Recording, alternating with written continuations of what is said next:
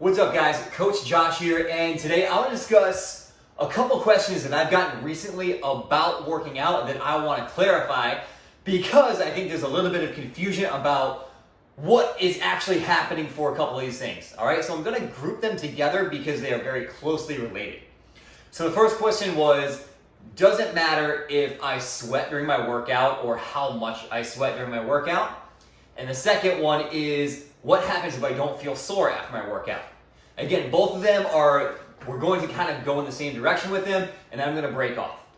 All right, so to answer both of them very simply is that our bodies are super, super complicated, and neither of those factors, so we're sweating or soreness, is really going to be an end-all be-all factor to whether or not we had a good workout.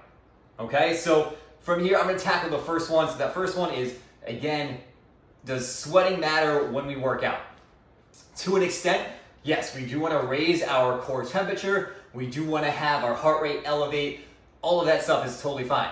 However, like I said, our bodies are very complicated, and there are a ton of factors that go into whether or not you sweat or how much you sweat. Some of it is genetics. Some of it is how many sweat glands our bodies actually hold, because that does differ from person to person. Some of it matters as far as the temperature that you're working out at. And also another big one is, what are your hydration levels? So all of those factors are going to go into it.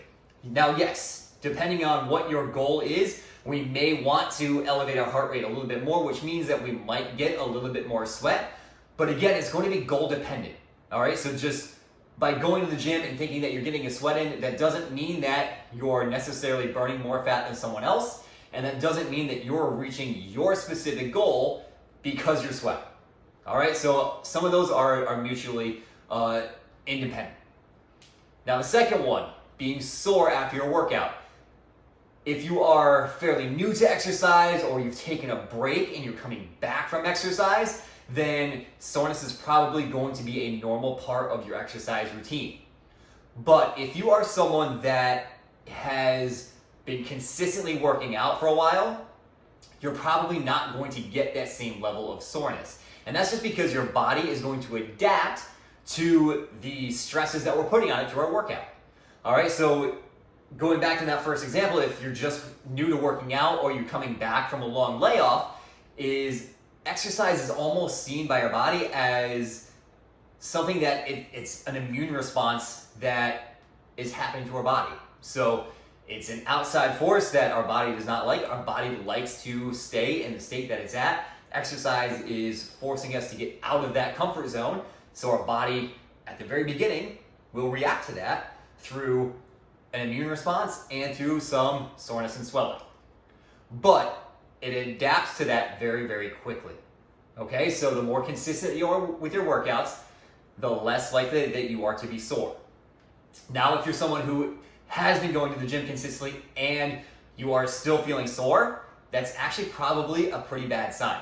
That means that you're either doing some workouts that aren't consistent in terms of the goal that you're after. So you're just doing a bunch of random workouts, you're hitting some random muscle groups. So that's going to leave us sore, but that's not getting you any closer to your goal.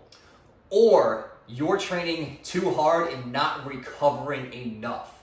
So either you're super stressed out outside of what's going on with the gym, you're not sleeping enough, you're not eating properly, you're not hydrating properly. All of those are going to lead to increased muscle soreness, which again, that's not getting us any closer to our goal. That's just getting you sore.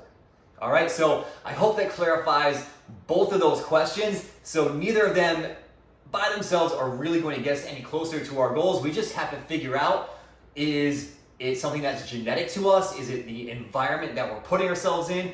And then what is our overall goal anyway?